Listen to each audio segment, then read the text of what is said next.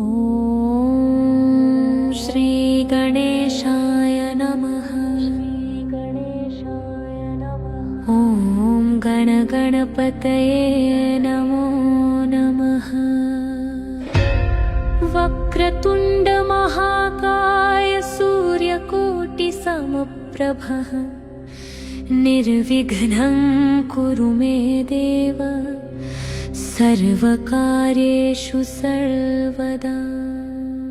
ॐ अस्य श्रीरणविमोचन महागणपतिस्तोत्रमन्त्रस्य शुक्राचार्य ऋषिऋणविमोचन महागणपतिर्देवता अनुष्टुप् छन्दरणविमोचन महागणपति प्रीत्यर्थे जपे विनियोगः।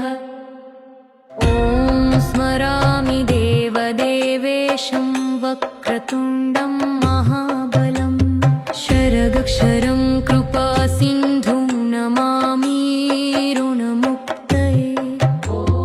महागणपतिं वन्दे महासेतुं महाबलम् एकमेवाद्वितीयं तु नमामि ऋणमुक्तये। एकाक्षरं त्वयैकदन्तम् एकं ब्रह्म सनातनं महाविघ्नहरं देवं नमामि ऋणमुक्तये। शुक्लाम्बरं शुक्लवर्णं शुक्लगन्धानुलेपनं सर्वशुक्लमयं देवं नमामि ऋणमुक्तये। रक्ताम्बरं रक्तवर्णं रक्तगन्धानुलेपनं रक्तपुष्पै पूज्यमानं नमामि ऋणमुक्तये। कृष्णाम्बरं कृष्णवर्णं कृष्णगन्धानुलेपनं कृष्णयज्ञोपवीतं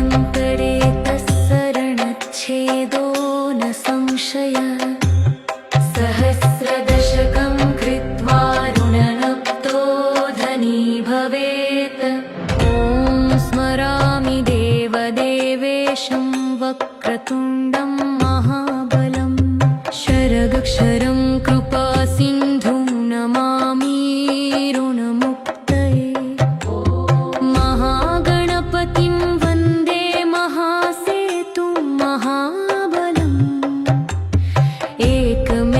एकमेवाद्वितीयं तु नमामि ऋणमुक्तये एकाक्षरं त्वयैकदन्तम् एकं ब्रह्म सनातनं महाविघ्नहरं देवं नमामि ऋणमुक्तये शुक्लाम्बरं शुक्लवर्णं शुक्लगन्धानुलेपनं सर्वशुक्लमयं देवं नमामि ऋणमुक्तये रक्ताम्बरं रक्तवर्णं रक्तगन्धानुलेपनं रक्तपुष्पैः पूज्यमानं नमामि ऋणमुक्तये कृष्णाम्बरं कृष्णवर्णं कृष्णगन्धानुलेपनं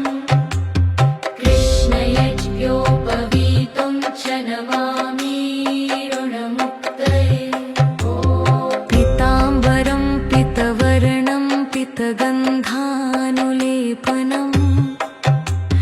पीतपुष्पैः पूज्यमानं नमामि ऋणमुक्तये सर्वात्मकं सर्ववर्णं सर्वगन्धानुलेपनं